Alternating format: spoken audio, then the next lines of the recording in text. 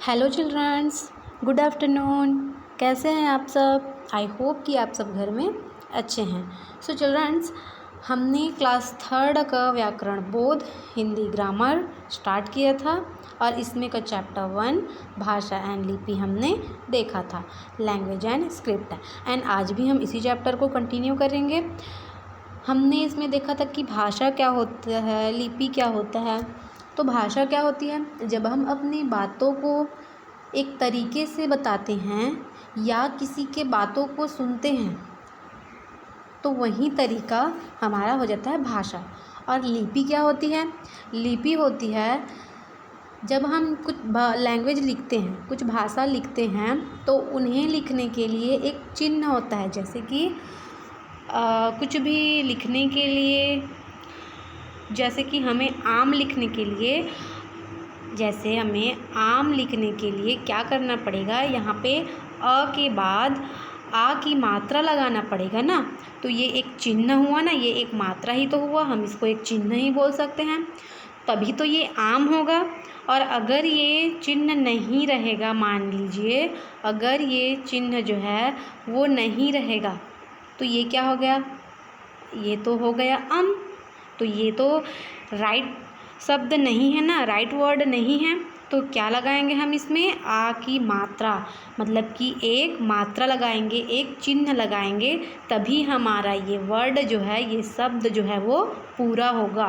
वैसे ही लिपि में भी एक चिन्ह होती है, लिपि भी एक चिन्ह होता है।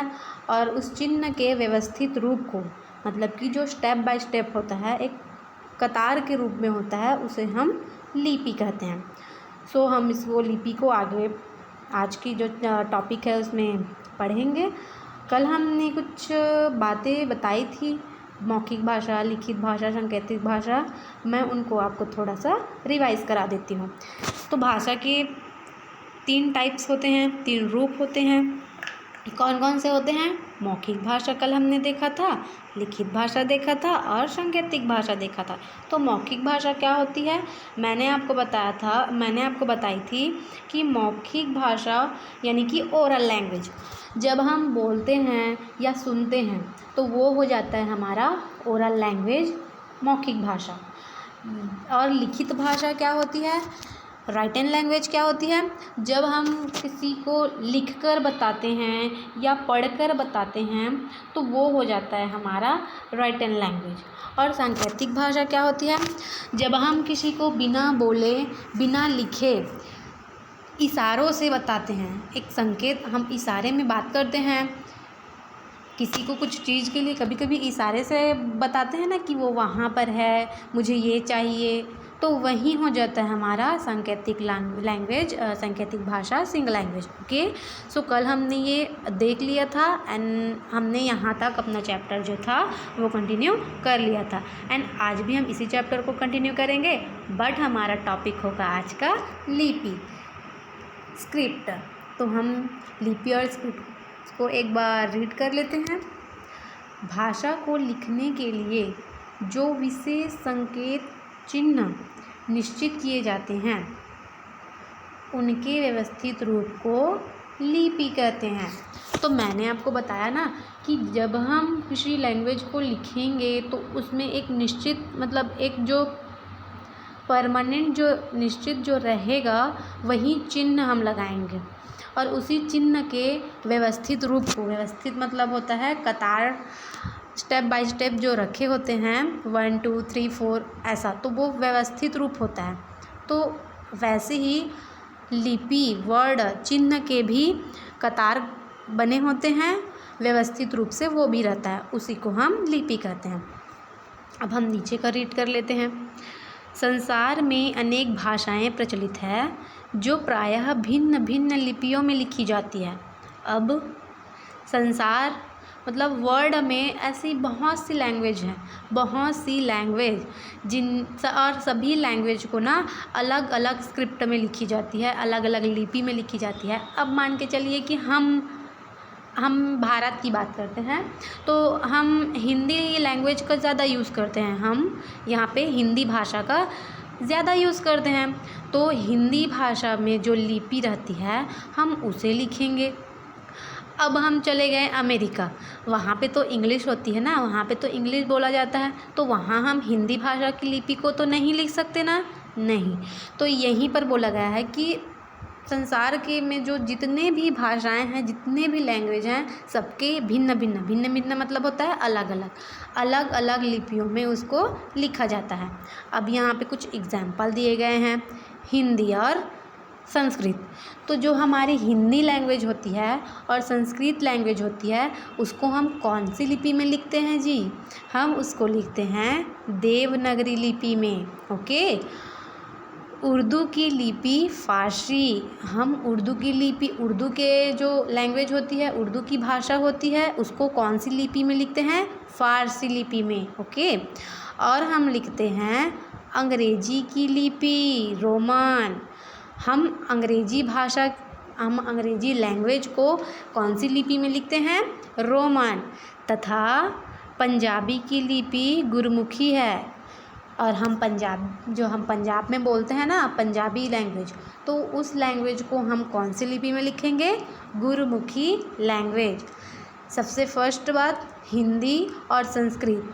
हम लिखेंगे हिंदी और संस्कृत को लिखेंगे हिंदी और संस्कृत। हम हिंदी और संस्कृत को कौन सी लिपि में लिखेंगे? देवनागरी लिपि में। ओके। हम हिंदी और जो संस्कृत है उसको देवनागरी लिपि में लिखेंगे। जो उर्दू होती है ना, जो उर्दू भाषा होती है हमारी, हम इस उर्दू भाषा को फ़ारसी लिपि में लिखेंगे। हम इसको क्या लिखेंगे? फ़ारसी।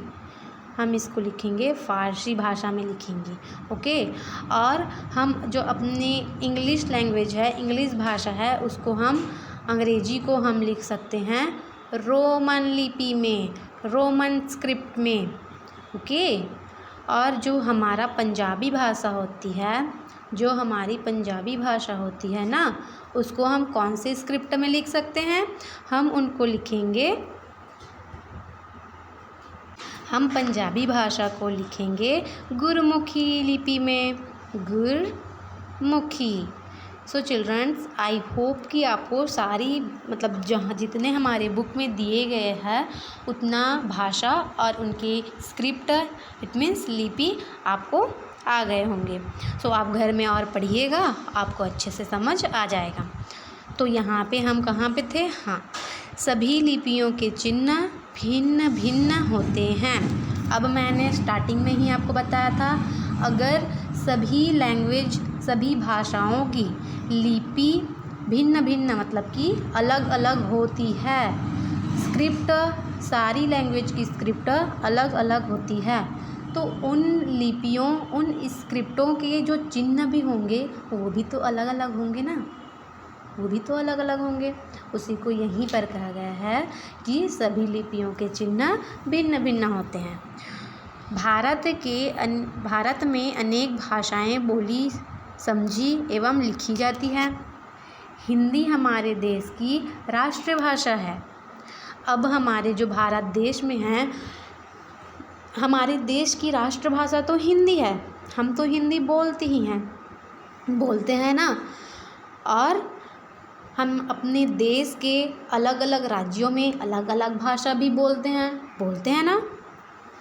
जैसे कि हम अभी छत्तीसगढ़ में रहते हैं, तो हम छत्तीसगढ़ी लैंग्वेज बोलेंगे। पंजाब में जाएंगे, पंजाबी लैंग्वेज बोलेंगे।